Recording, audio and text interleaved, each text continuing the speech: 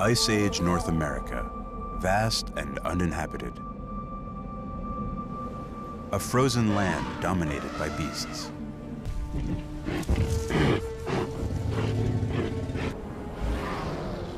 Who first set foot on this empty continent is the greatest mystery in North American archaeology.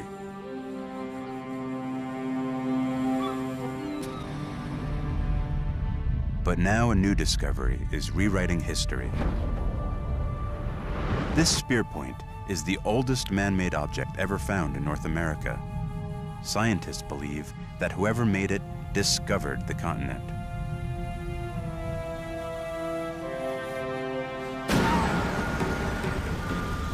During the worst climate our species ever endured, they set out on an epic journey. Struggled across phenomenal distances.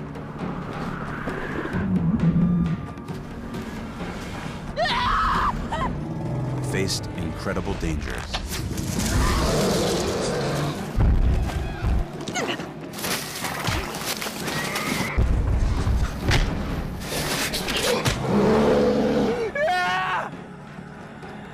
And against all odds, reached the New World. But the biggest revelation of all is where these first Americans came from.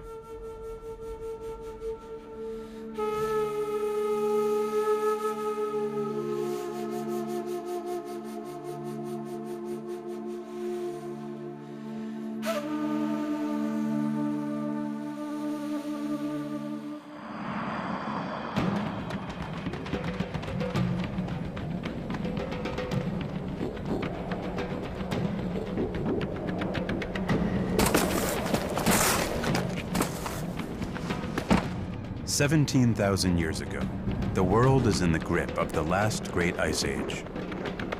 In the south of France, food is scarce. The humans who live here are modern Homo sapiens.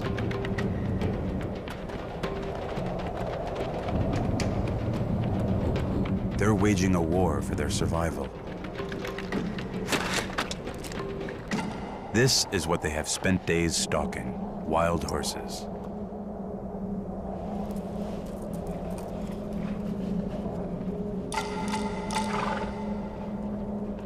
They were hoping for more, but the brutal climate is killing off the herds. They can't afford to let them escape.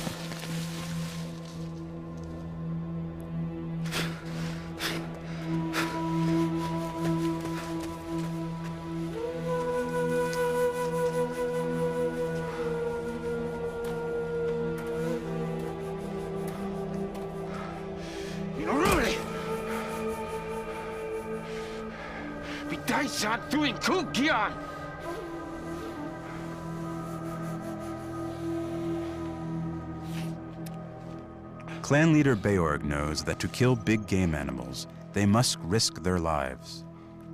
But Guyan is his only son, and Beorg doesn't want to lose him.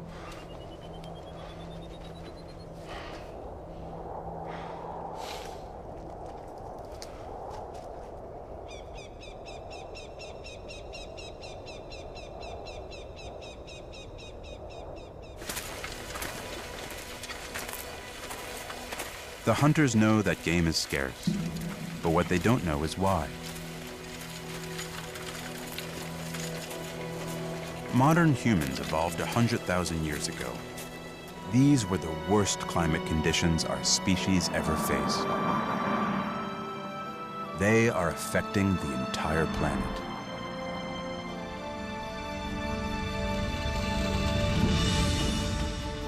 It is the height of the last great ice age.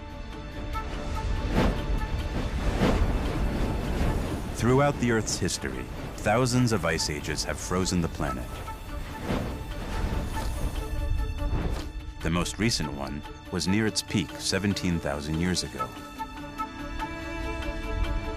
Permanent ice spread from the poles, swallowing a third of the landmass.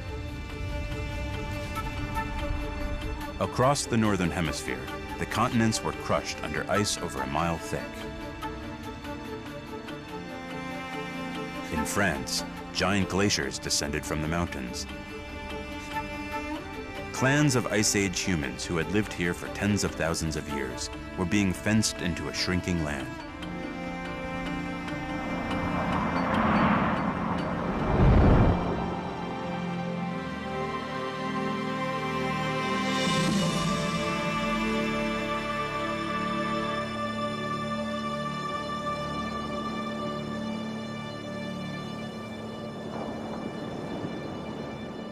Many of them have taken refuge from the ice along the Atlantic coastline.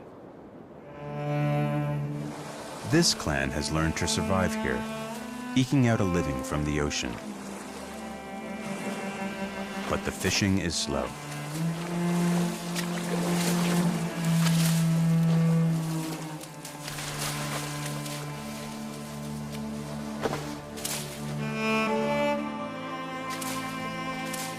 Only Zia, the clan leader's daughter, is having any success.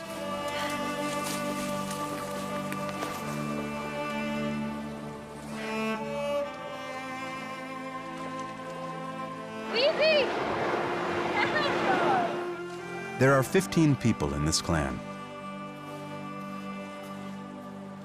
Each person plays a part in the group's survival. Their specialized skills transform raw materials into tools. Some make weapons from stone. Others use bone needles to make clothes warm enough to protect them.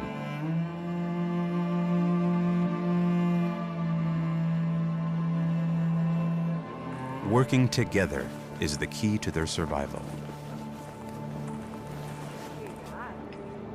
But today, hunger is creating tension. Zia! You wollen van.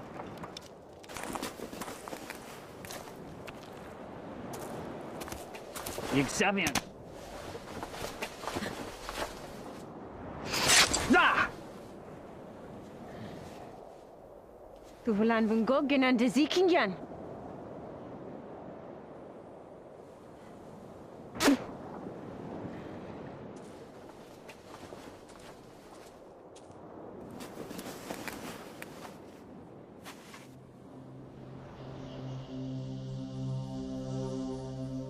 Today, 17,000 years later, only a few tantalizing fragments remain of this clan. Archaeologists call these people Solutreans. They invented objects we still use today, like the eyed needle. They carved images of the prey they hunted, like the mammoth. But most importantly, they revolutionized weapons technology. For 100,000 years, mankind only ever made spear points like these from simple flakes of stone. But the Solutreans took a quantum leap forward. Using advanced techniques, they made spear points that were 50% thinner and lighter. These edges are 100 times sharper than a steel razor.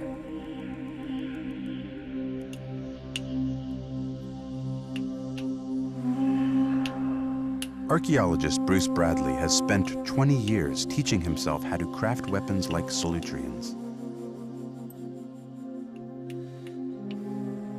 The flaking is so complex that you can't just think your way through it, you gotta feel your way through it. Bruce has learned that no other Stone Age culture was capable of making tools this way. This technique, this way of doing things is the most complex technology and method that we know of in the Ice Age. Bruce's unique knowledge of this technique would unlock a mystery. In 1996, archaeologists made one of the most baffling discoveries ever made in North America. This spear point was found in Virginia. When Bruce saw it, he was amazed. It looked identical to those discovered in France.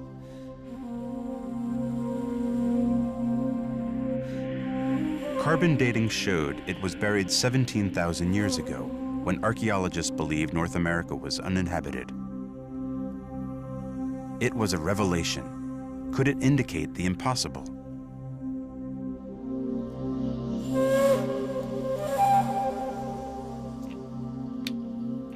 The idea that people may have populated the New World from Europe, the European continent, is so dramatically different from anything I was ever taught that it's almost an unbelievable concept.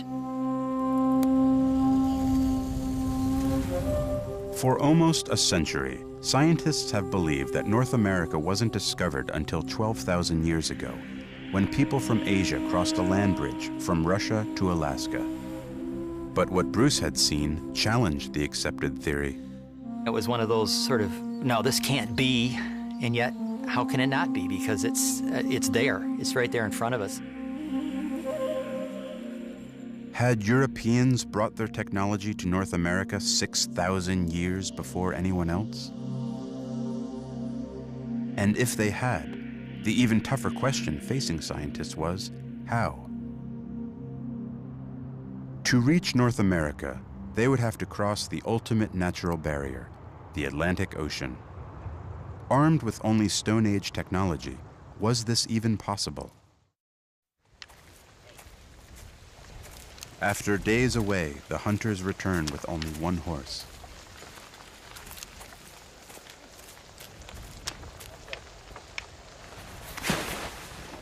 Beorg's first responsibility is towards his family, his wife, his daughter Zia, and his eldest son, Guyan. But as the clan leader, he must share the kill with everyone.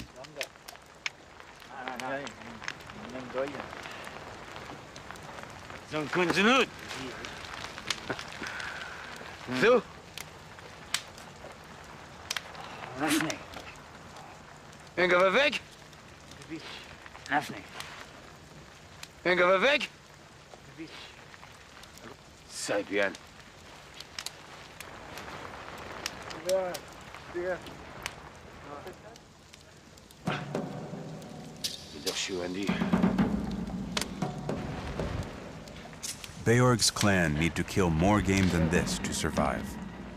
This horse will last less than a week. Beorg knows his clan is in trouble.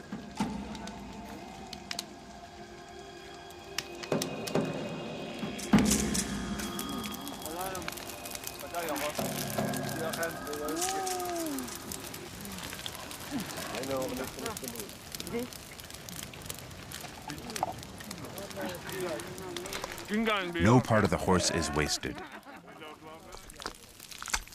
By eating brains and eyes, they get vitamins they can't get anywhere else.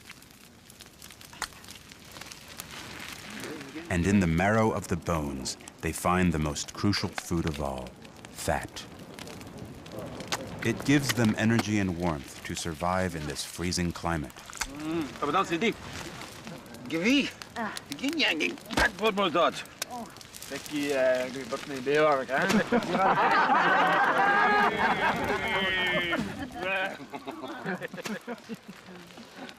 With full stomachs, life is good.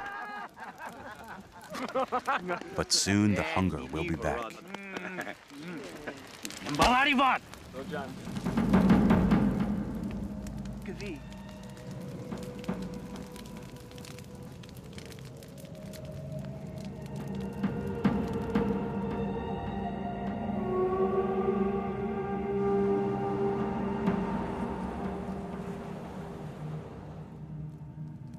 A week later, the horse meat is all but gone. Björk. Gini. Czekaj. Det vill jag inte. Jigsabian. Gavariti. Jigsabian. Gavariti!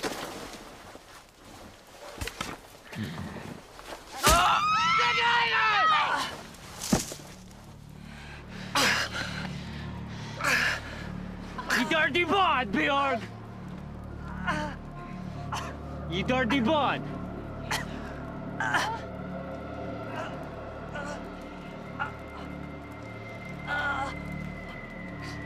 Jigsabian! Jigsabian, Björk! Jigsabian!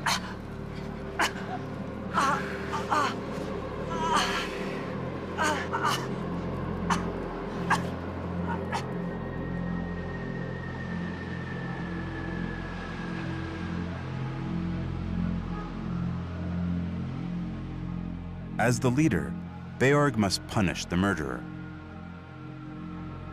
He is also the clan's shaman.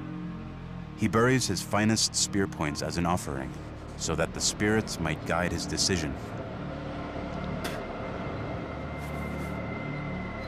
It is tradition among all clans to either kill or exile a murderer.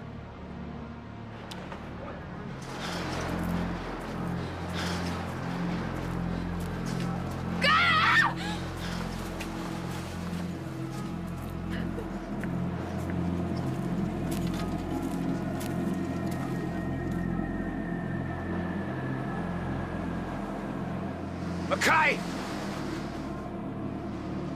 Ingen to me.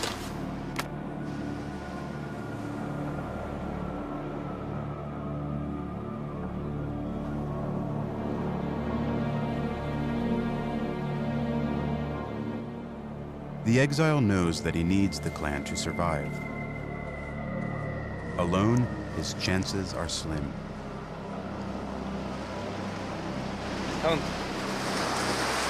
Tahan bedoy. Appetizer. Kan ik eten? Ik durf aan Kian. Wat doe ik aan?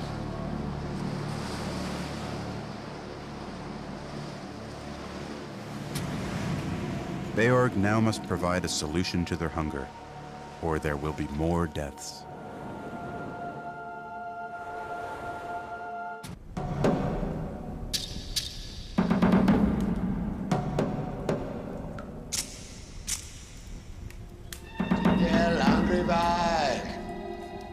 To Beorg's people, this cave is the center of their spiritual world. It is sacred. As their shaman, Beorg must make life and death decisions for the group. Here is where he makes them. Deep underground are secret chambers. There he will paint images and seek visions. He is hoping they will show him the way to end starvation in his clan.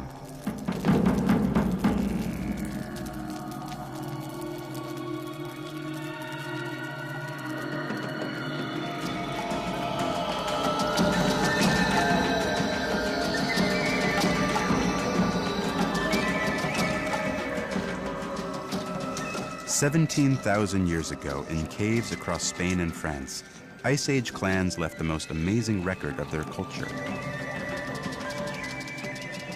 Their art.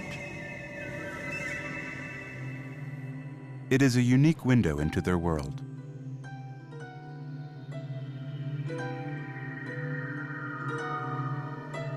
They painted the animals that they depended on to survive.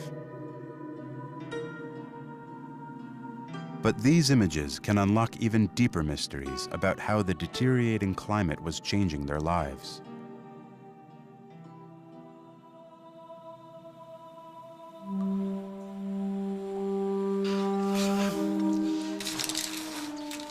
In Spain's Nirha Cave, Bruce Bradley is literally retracing the footsteps of the ancients. Chambers in this cave could swallow a football stadium.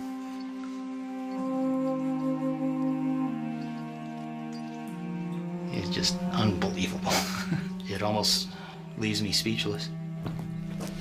Other passages are barely large enough for a person to squeeze through.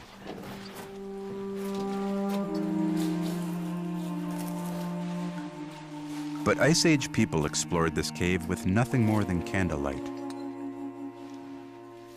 A day's journey. Bruce has traveled over a mile underground to discover a tiny hidden chamber. Within it, something totally unexpected. Absolutely amazing. Now these are just amazing figures. They're sort of elongated lozenge-shaped things, but they look like they've got fins on the ends, and this is why they've been interpreted as seals, and I think it's a good interpretation. And the fact that it's seals as opposed to horses or deer, I think it's got to be extremely significant. This may be a really good indication that the Solutrean folks were looking to the sea, and more specifically to the edge of the ice, for their sustenance, for their new culture, their new way of living. And this could be an example of how important the Solutrean people considered these animals to be.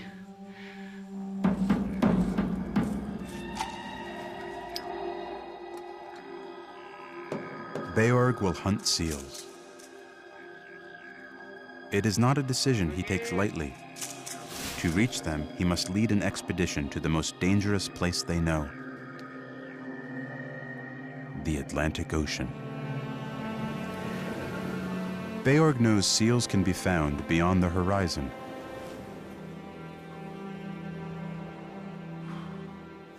He will take his daughter Zia, his son Guyan, and Guyan's friend Giard. Everyone else will await their return. The younger generation have never been far out in the open ocean before. Beorg fears for their lives. They must be totally self-sufficient. Where they're going, there will be no firewood and no fresh water.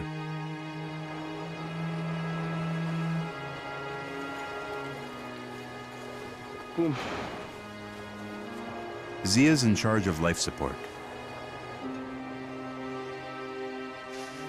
Without her dried lichen for tinder, there will be no fire.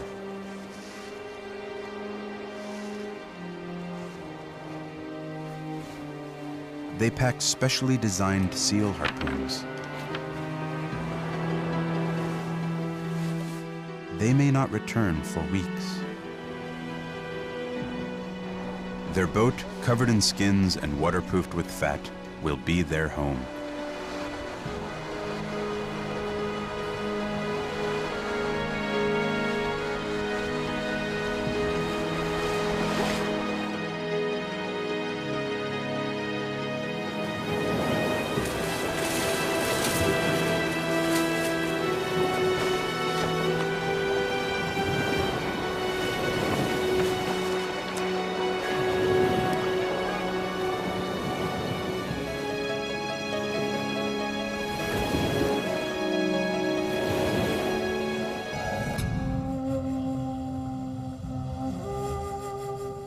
The hunters are pursuing seals.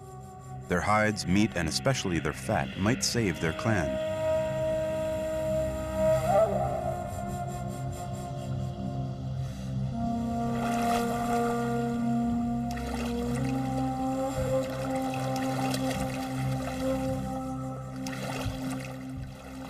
But they have good reason to be apprehensive.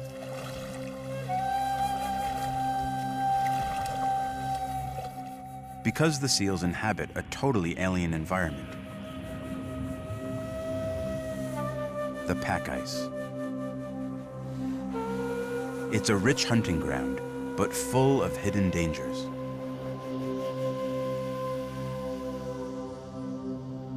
Seals feed and breed amid the ice. They are at home among the powerful freezing currents that run beneath.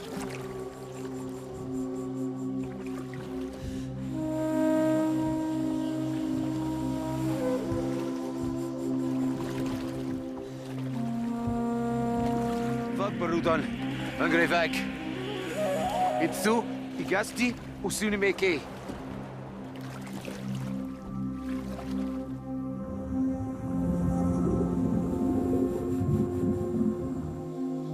During the last ice age, Arctic conditions reached deep into southern Europe. But scientists had no idea what a dramatic impact this had on the ocean. Until now.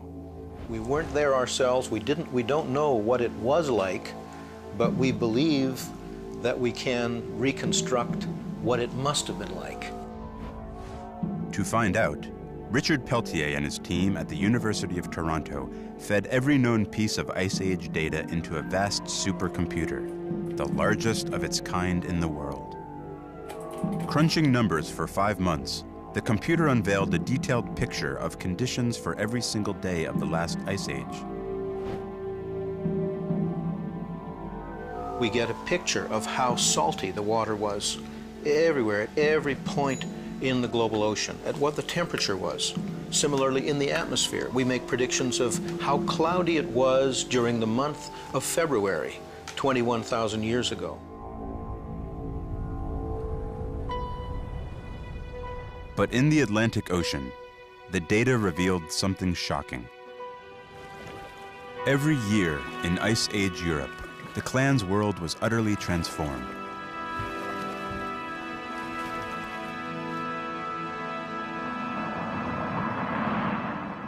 At the onset of winter, the entire coast of Europe froze.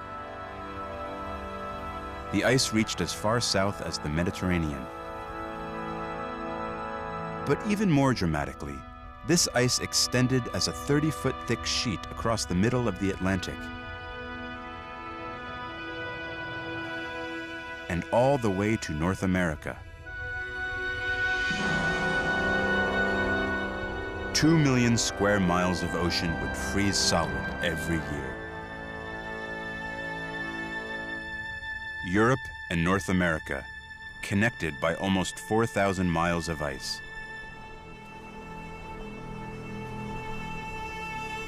An ice bridge.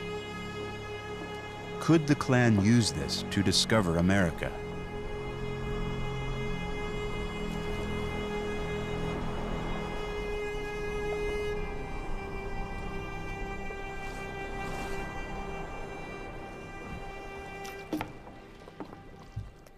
While tracking seals, the hunters are focused on survival.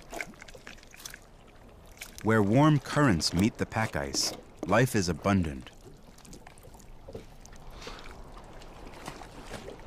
But they need more than fish if they are to feed the clan back home. The frozen seas were fed by vast glaciers, often over a mile thick, that dumped billions of tons of nutrient-rich soil into the water.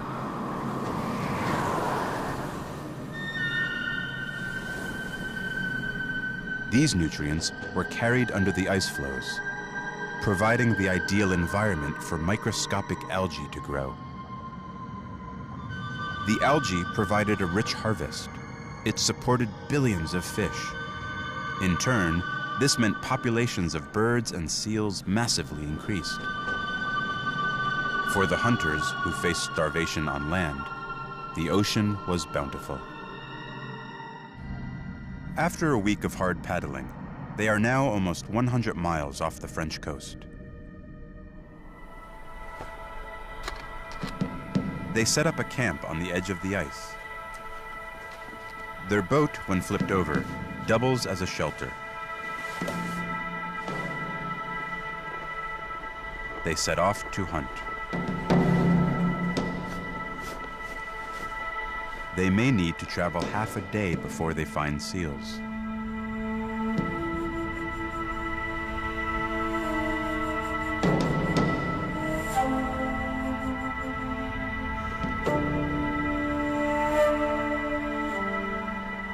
Every step they take could be their last. Hidden cracks in the ice spell instant death.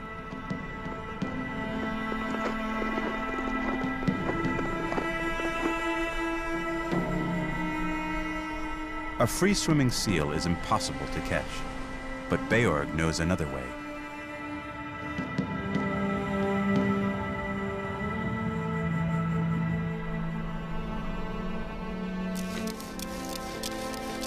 In camp, Zia is taking steps to ensure their survival.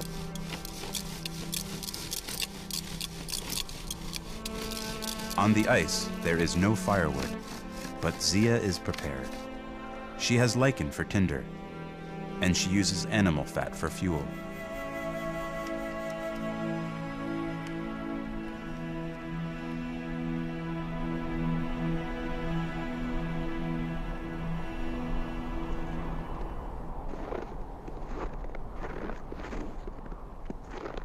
After 3 hours struggling across the ice, they have finally found what they are looking for. Air holes. Because seals are mammals, they maintain breathing holes to the surface. When they come up for air, they are vulnerable to the hunter's strike.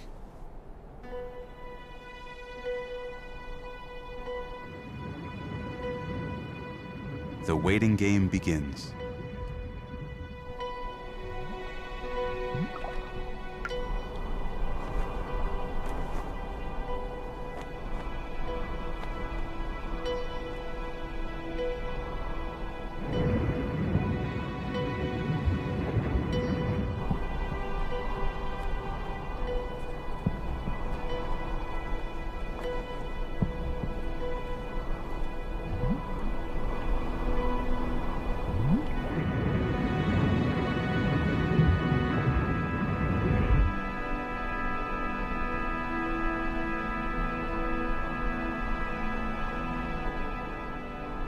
The temperature has dropped near zero. But Zia's fire is not for heat. It serves a far more important purpose.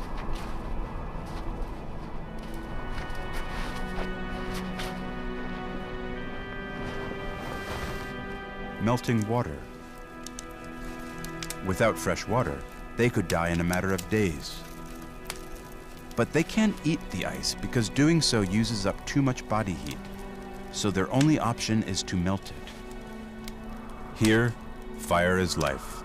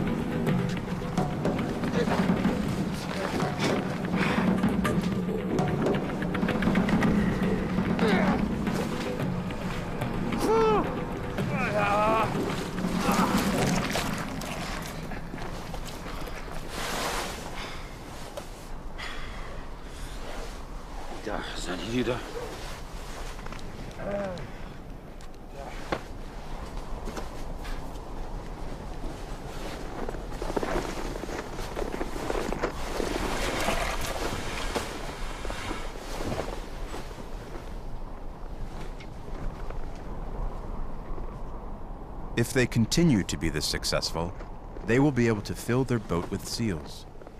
The clan will be saved.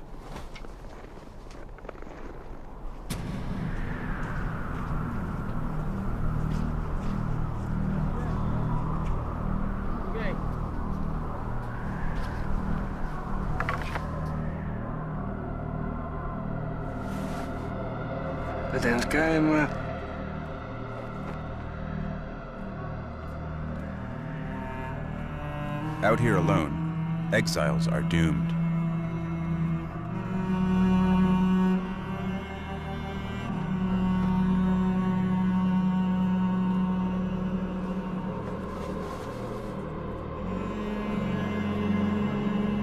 Aryan.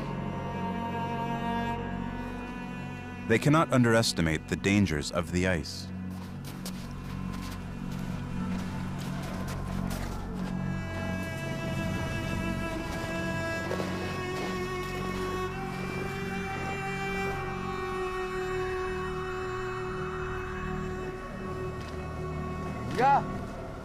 Ganz am ihn!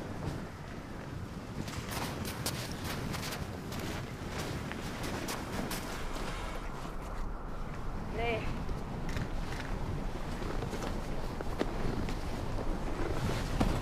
Hier. The seal provides them with everything they need. The rich, dense fat is both food and fuel for their fires. Like Zia's coat, the skin of this seal will be sewn into warm clothes. Even the bones will be made into tools. Through the identical dance.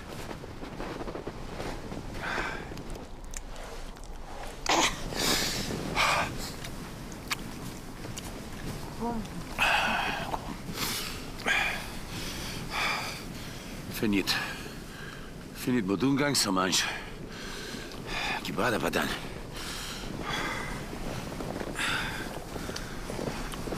Di prestineke. Beorg learned his ice survival skills from his forefathers. Vrutian.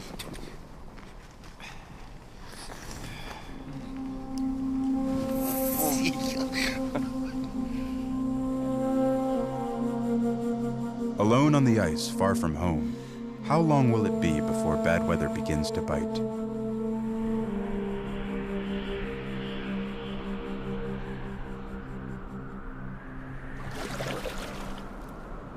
The hunting party needs more seals. But paddling further into unknown waters, they begin to encounter clues from another world. Driftwood has been floating out of the west, from a land they cannot imagine.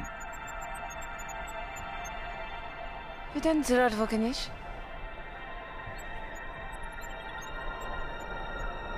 Yigaginan. In Surad Peruvitan.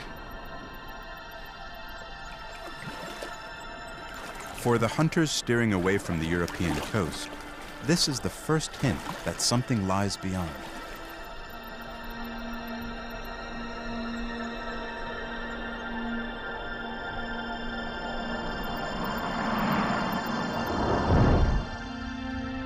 On the other side of the Atlantic, floods have washed trees into the ocean. They are swept up by the warm waters of the Gulf Stream current. More powerful than the combined forces of all the world's rivers, the Gulf Stream is the engine of the Atlantic.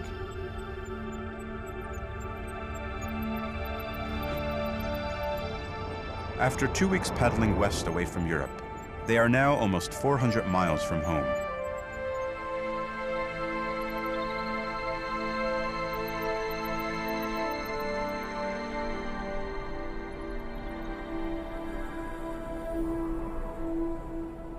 The hunt has taken them further out than Beorg has ever been before. And in the Ice Age, they were able to witness a natural marvel.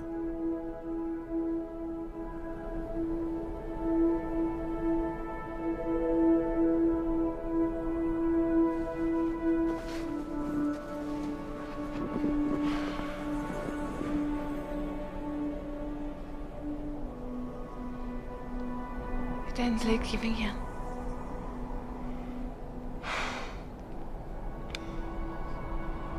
Zadigi.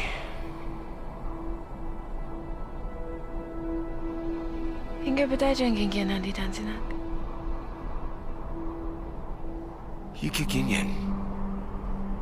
Lexenit Aryans Okaginan.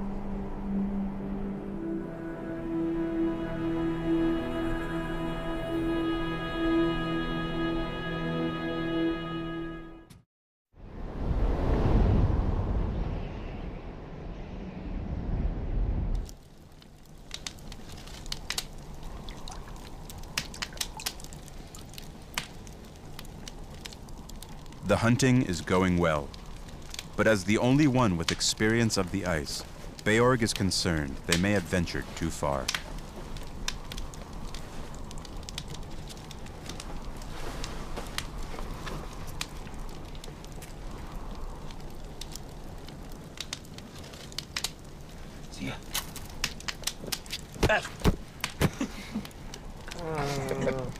Bavarian! Bavarian!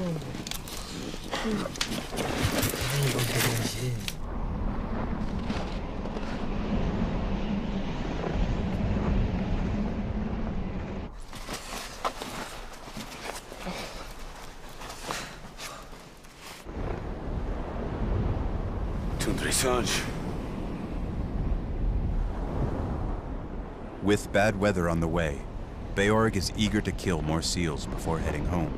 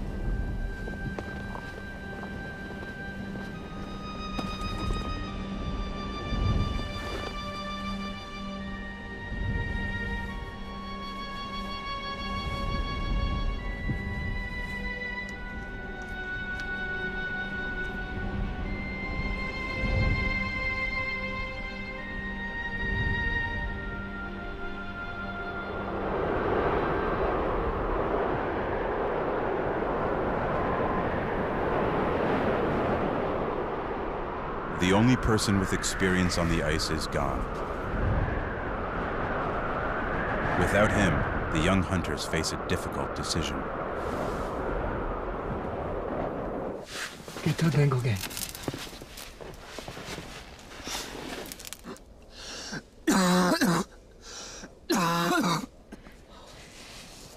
Ben ik toch zo weer weg? Lekker. Zijani, Gigina. Negongi.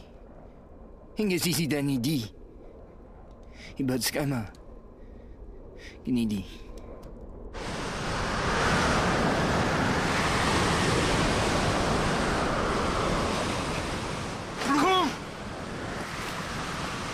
Kom Goyan! Grangali! Grangali! It's impossible to continue in the storm. They must return to the ice sheet and make shelter.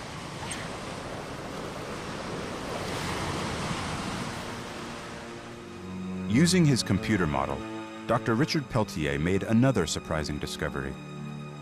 Because of such an extreme temperature difference between the warm Gulf Stream and the frozen poles, storms in the Ice Age were superstorms. Wind speeds would have been, we expect, very much stronger during this glacial time than they are at present. Temperatures would have been very, very much lower. They would have been living in a very hostile environment. Far out in the Atlantic, the young hunters have been caught in a severe Ice Age storm. The violent weather has kept them pinned under their boat for 2 weeks. They've hardly eaten and are half starved.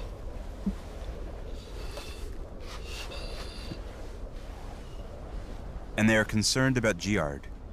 He has symptoms of a disease well known to sailors, scurvy.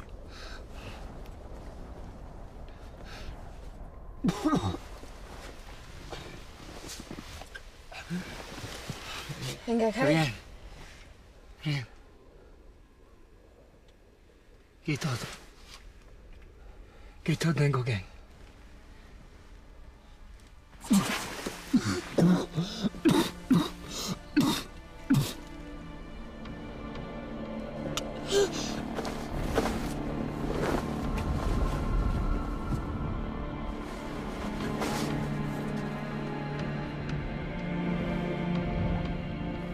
The storm may have slowed, but the group is only now about to discover its effects.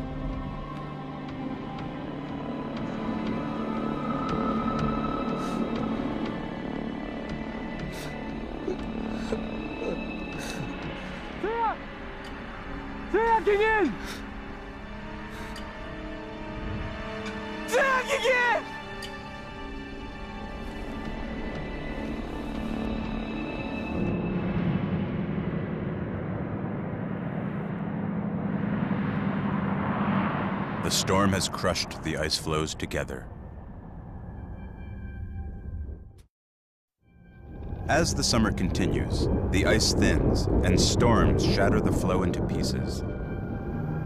The fragments float free, recombine, and break apart again as they twist in a giant whirlpool,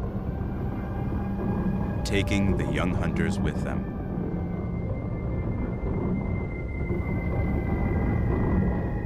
This phenomenon still takes place in Arctic regions today. Broken ice floes are at the mercy of currents, and especially the wind. But where are they going?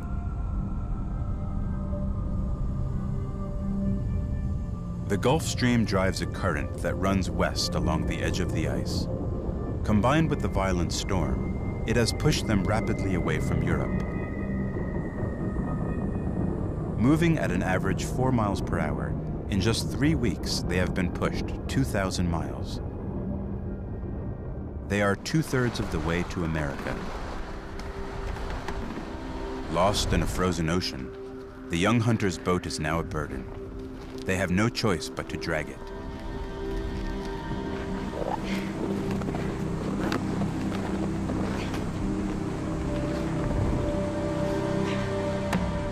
Navigating only by the sun, they head south in the hope of finding open water.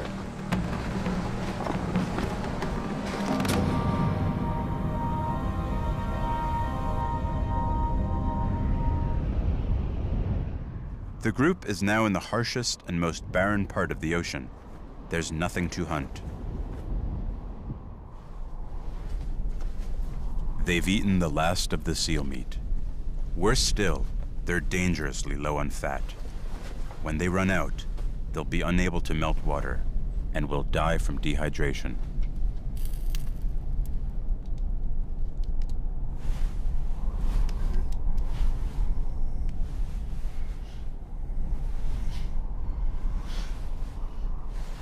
Yeah!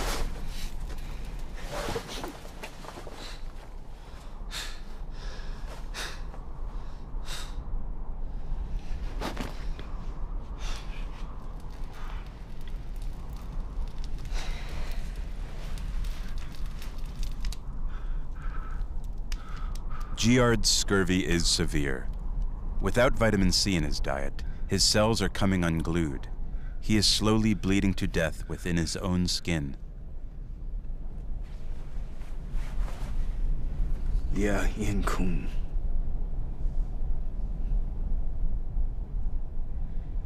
Gently, kid.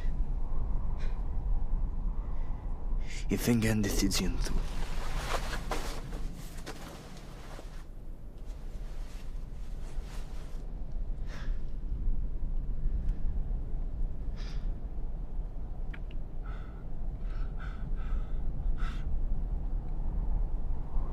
In bundugang. Jeg vil også til en veggen.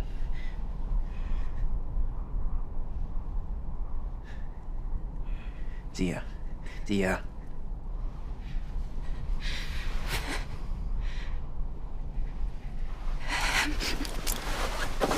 Dia bervien tu.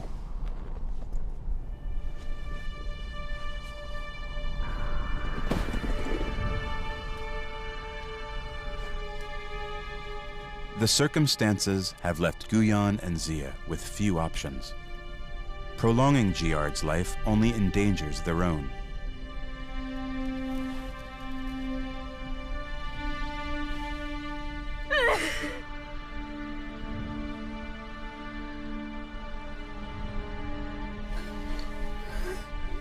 But Giard's blood and even his flesh could provide them with nourishment.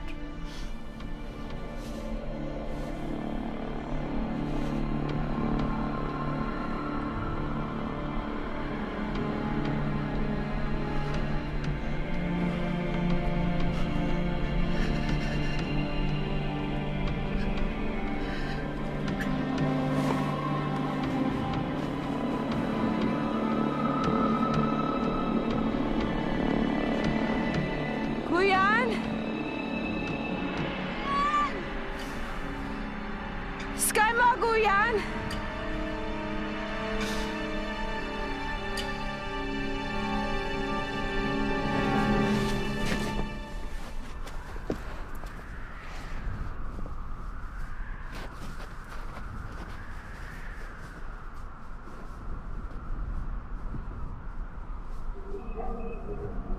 Tanzina dito şu.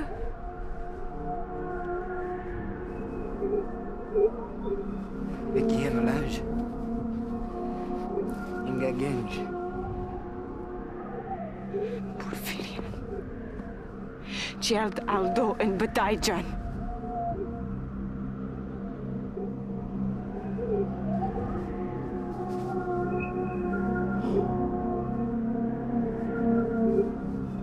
Was good Zengas.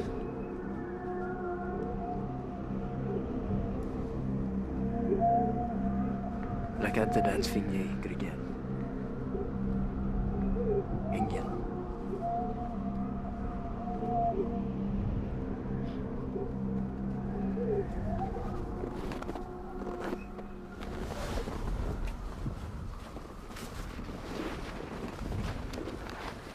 Thousands of miles from home, was a vision like this caused by starvation or madness?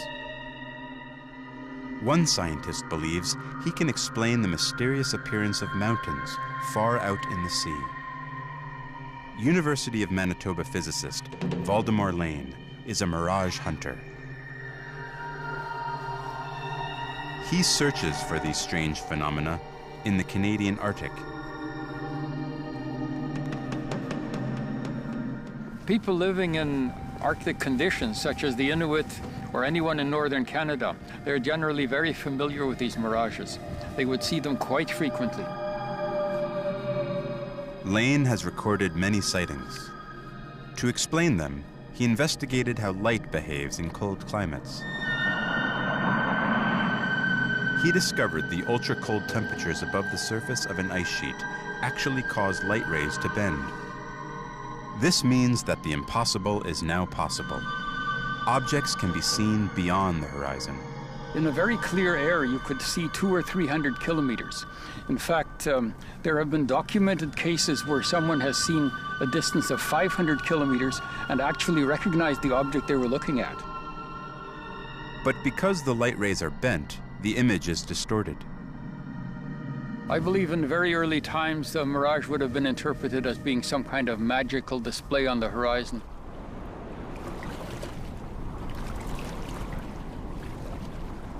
The hunters finally have hope of reaching land, but they have no way of knowing what the land is or if they'll survive long enough to get there.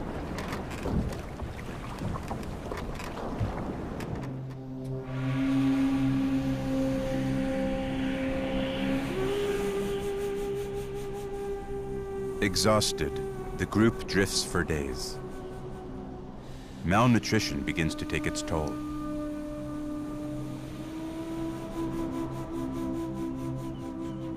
But carried by the ocean currents, they are about to make a great discovery.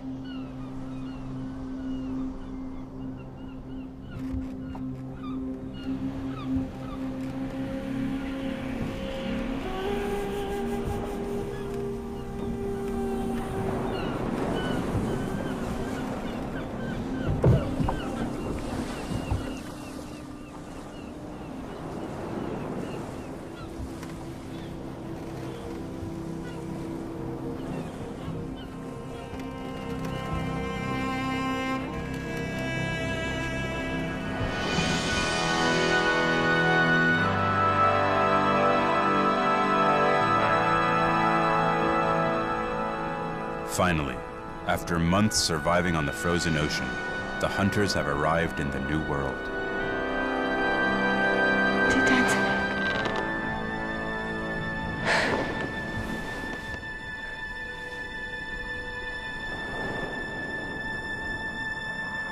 But where exactly are they?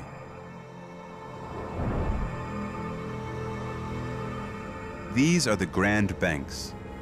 17,000 years ago, this was the easternmost tip of North America. Today, these islands are submerged because when the Ice Age ended, billions of gallons of ice in the polar caps melted.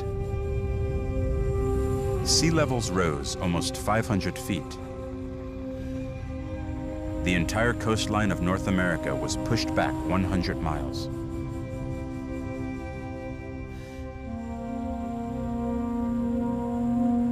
But for the hunters, the Grand Banks were a gateway to the New World.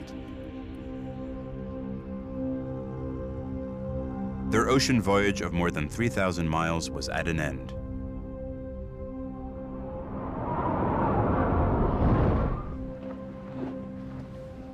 But their discovery of the New World had just begun.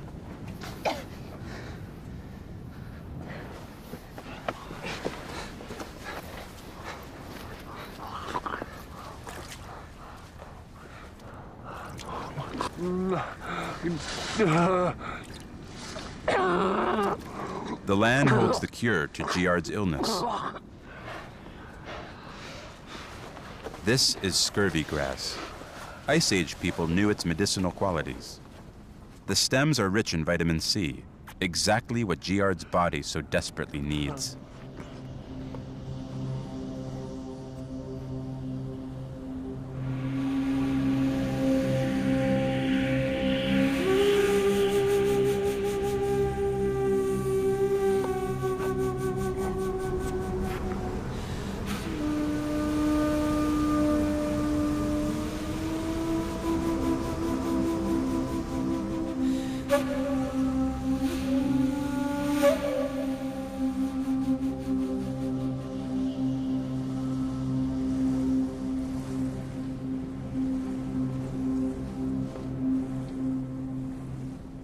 The young hunters are recovering from their odyssey at sea, scavenging what food they can find in the barren landscape.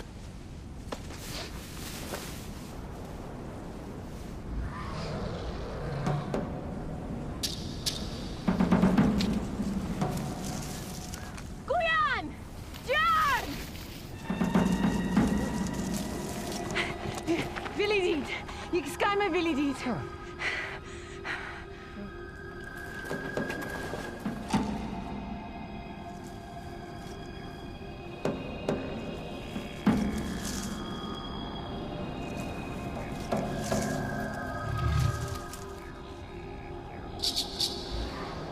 Back home in Europe's harsh environment, mammoths were dying out.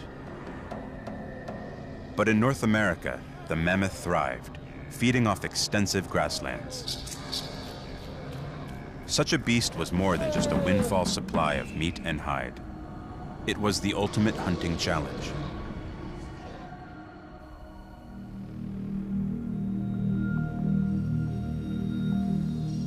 The mammoth was sacred to the Ice Age clans.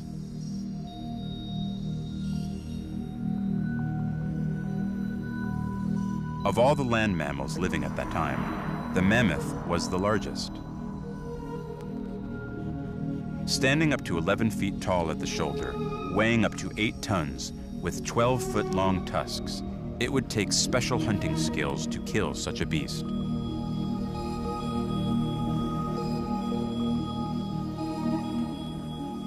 You just hit a mammoth with everything you have, and you don't kill it, you wound it.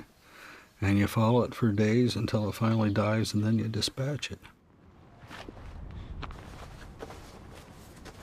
The young hunters are eager to try and kill a mammoth, but they have a serious problem.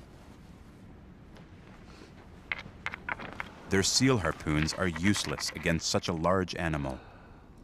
They need spears with razor-sharp points, but they don't have the right stone to make them.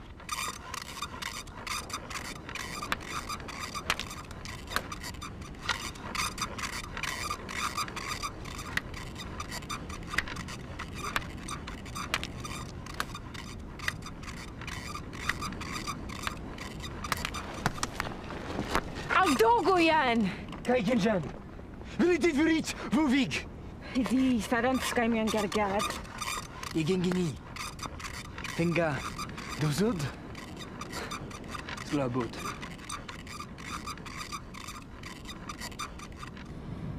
To find the right stone in this unfamiliar land will require detailed exploration. In the Ice Age, people traveled hundreds of miles to quarry the best rock. The newcomers have no choice but to journey into the unknown. But are they up to it?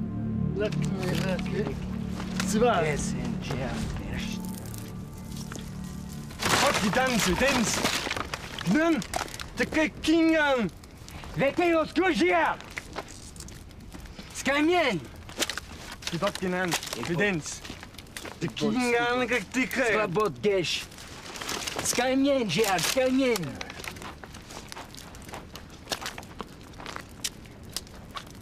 Gelek boedot.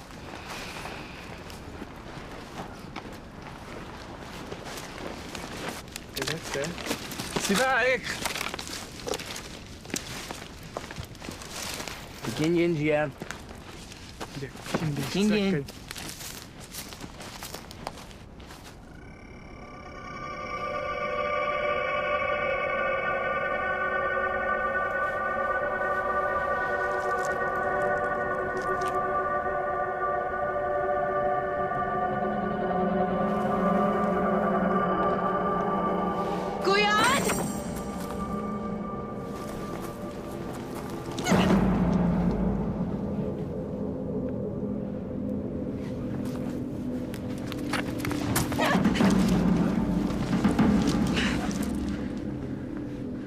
Tekja.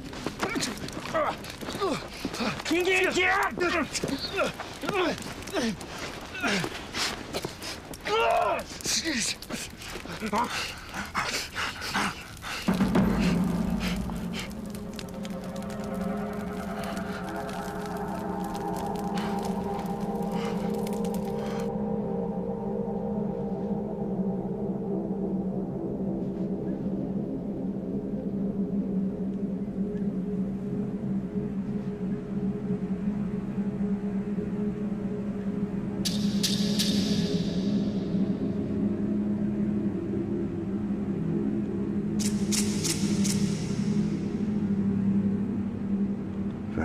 Give me through.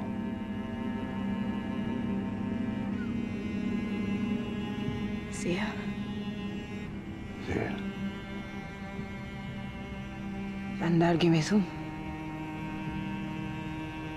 Atan. Bikdue.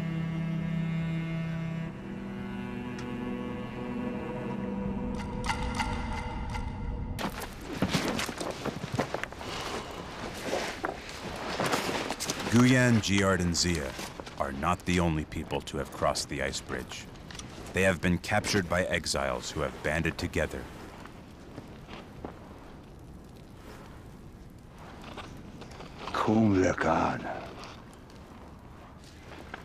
If the two groups can cooperate, their chances of survival increase.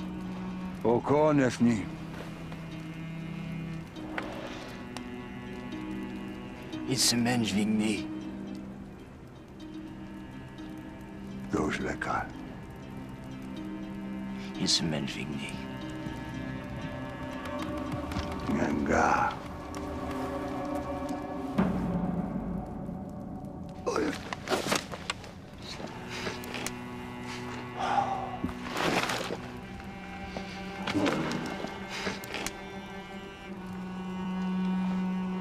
Those lekar.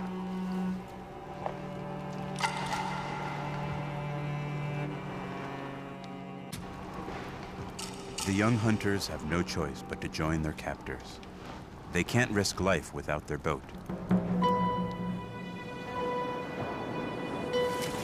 The leader of the exiles, Atan, has insisted they travel south in search of food, and more importantly, the right stone to make tools.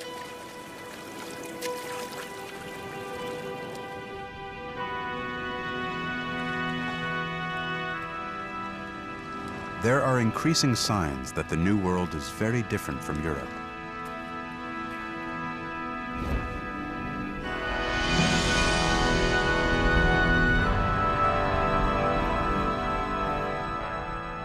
In the Ice Age, a giant wall of ice dominated North America, more than a mile thick.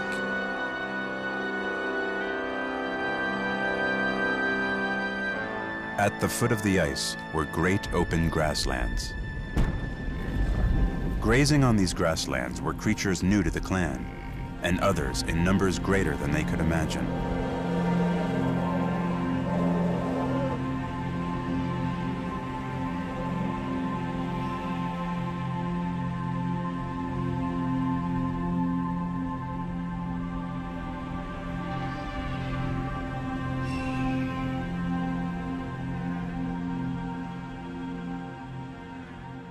But the new arrivals were not the only predators competing in North America. The saber-toothed tiger weighed twice as much as a modern-day lion and boasted front fangs more than 6 inches long. It could easily kill prey twice its size. Even more dangerous was the short-faced bear. Standing over 10 feet tall, this bear was the largest that ever lived. Capable of speeds over 35 miles per hour, it was the most powerful predator in the Ice Age. Birthright, whining. Als goed, merk ak, cries, whining. Gerat en blood. The exiles were seal hunting when they were caught on ice floes that carried them west. But unlike their captives, they have no reason to return home. Privat, zoom, bidajan. Bigne gengian, suvik.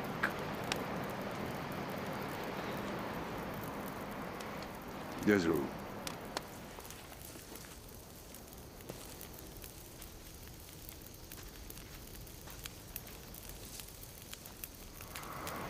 Jun Yeviad.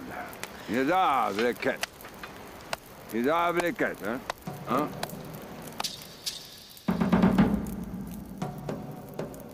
The young hunters will have to learn to trust the exiles. Alone, they won't survive.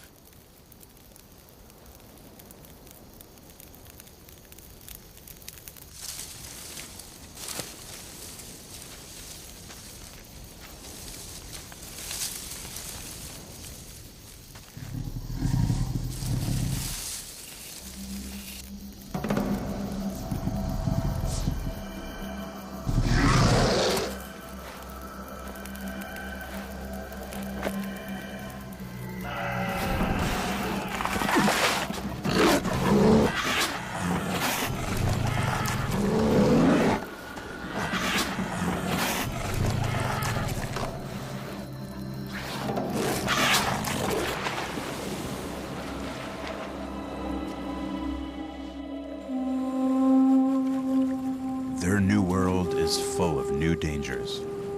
If they are to survive here, they must fend off attackers.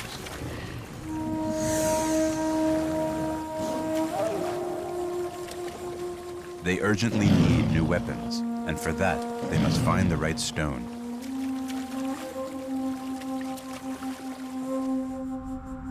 Stashing their boat, they head south away from the ice. They follow a river inland in search of exposed rocks.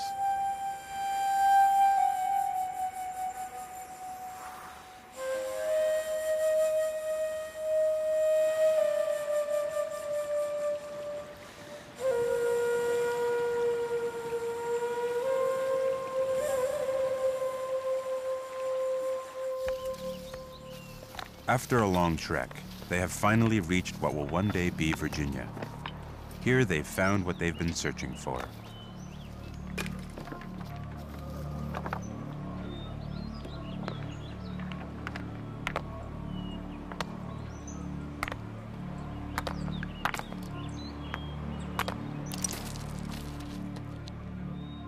"17,000 years from now, archaeologists will find this spear point.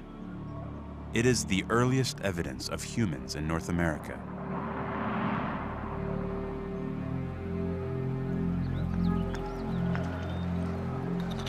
The archaeological record shows that the clan camped here for one reason: flint, the rock that makes everything possible. Ice Age people traveled hundreds of miles for the right kind of stone. They can shape it into knives, scrapers, any kind of tool.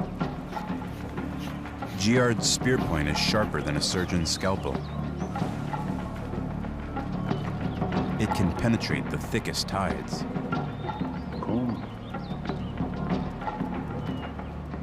It is time to find their prey.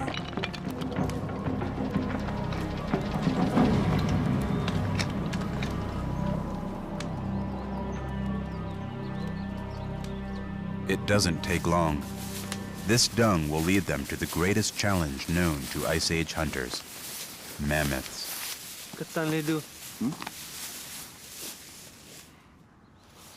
Doshu, ang ganyan zangas.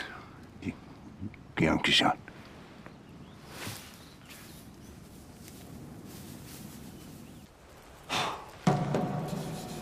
Before the hunt can begin, the clan must prepare.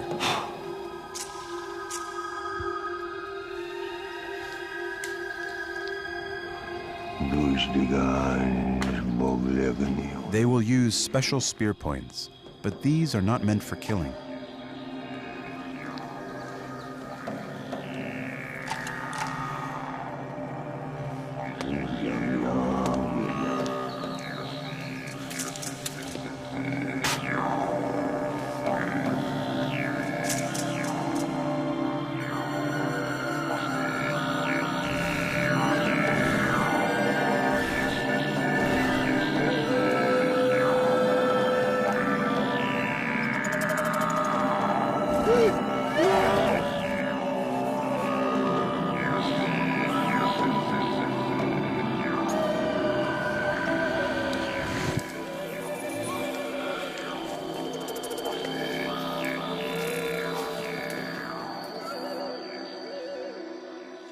For years, archaeologists have wondered about mysterious burials of spear points they call caches.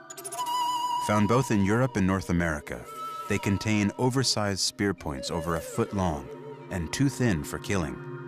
So what were they for? Those are extraordinary pieces of work. They're masterpieces of work. The fact that these tend to be really oversized pieces that don't look like they were designed for use, I think personally argues more for some kind of offering. So there's a whole different sort of philosophical worldview being expressed by this material.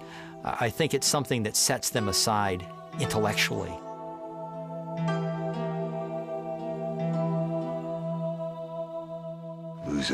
The group is embarking on the most dangerous and ambitious hunt of their lives. They will have to rely on each other. The ritual is cementing a bond. They are forming a new clan.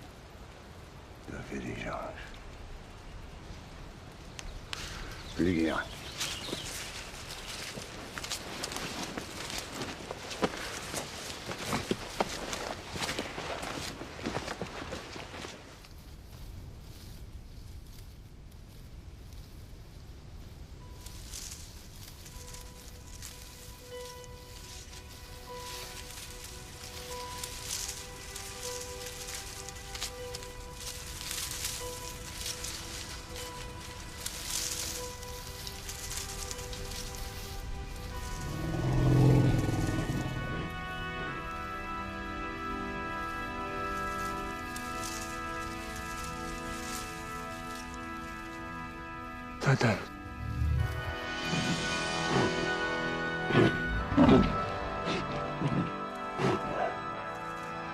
Kumesh Kimby.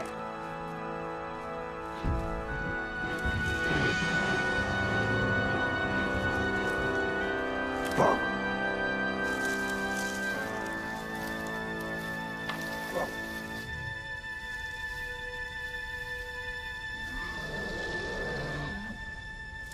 Their plan must be precise.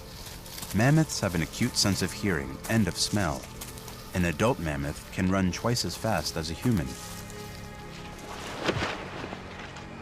Ag zot mopli. Yavik. Gian. Yad. Malvik. Gake Amra.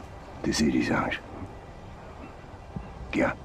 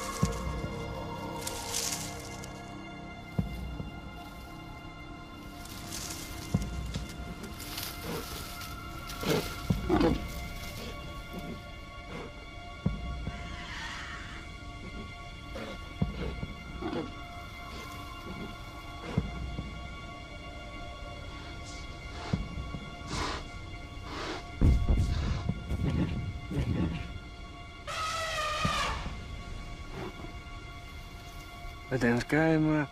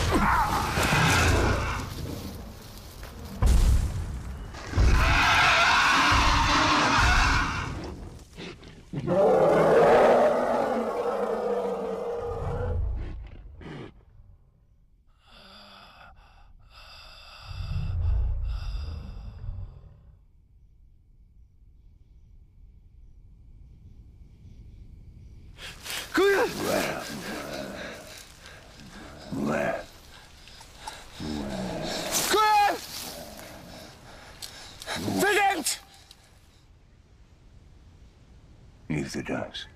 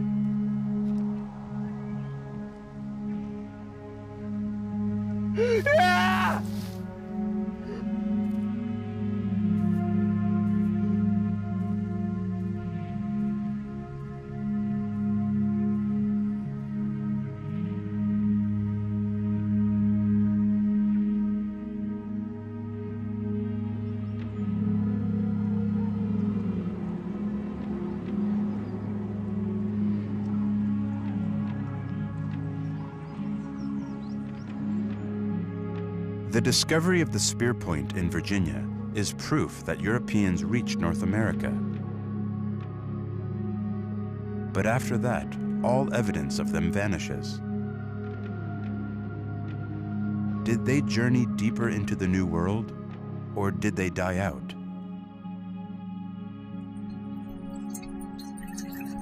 The answer may have been found in a new and rapidly expanding science, the study of human DNA.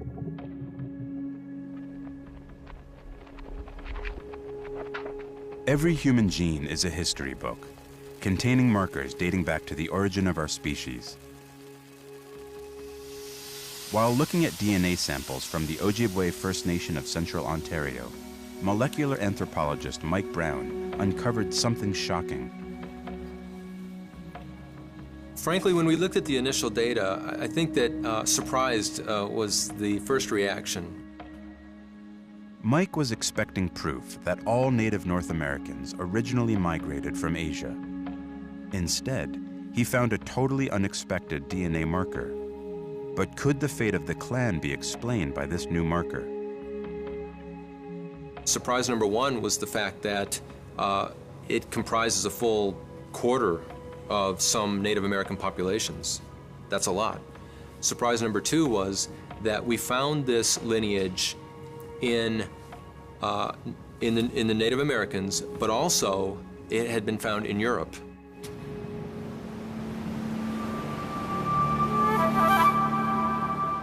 The evidence meant something extraordinary. The story of the European hunters did not end in Virginia.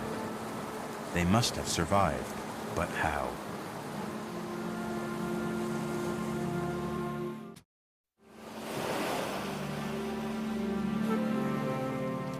After the death of her brother, Zia and the new clan have set up a winter camp on the coast. They have a compelling reason to stay.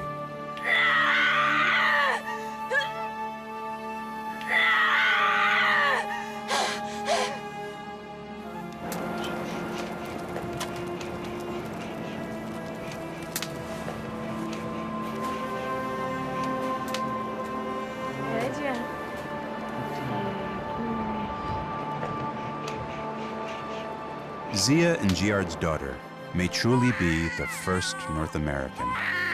She won't grow up alone. 3,000 miles away, on the far side of the Atlantic, the remaining clans still look to the sea for their survival. The ice bridge is still open. In time, others can cross.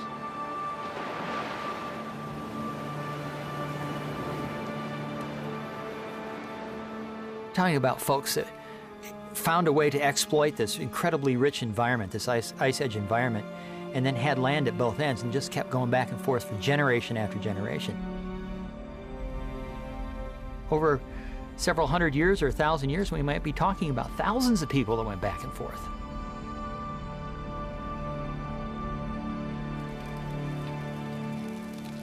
"6,000 years later, these are Zia and Giard's descendants.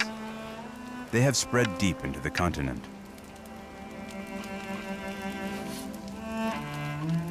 The Ice Age is over. The ice bridge has now melted. But as one highway closes, another opens. In the Yukon and the Northwest Territories, melting ice has exposed a land bridge to Asia. New people can now enter North America.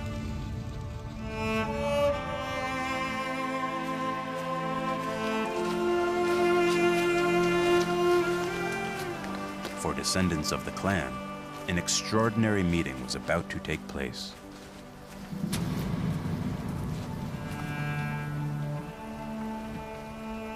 I think that encounter would have been a very interesting thing to witness. They probably had completely different languages, they were totally unfamiliar with each other. And that encounter, I think, would be something to behold.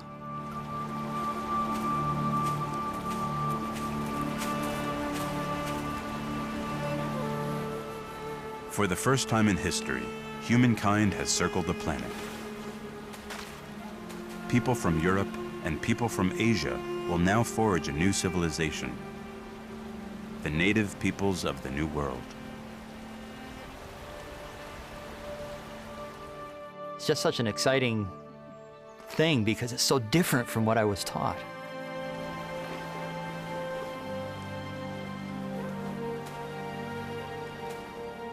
It gives us a whole new way to think about how the entire human race spread around the world. Bruce Bradley and Dennis Stanford have uncovered what archaeologists thought impossible: that cavemen from Europe discovered North America.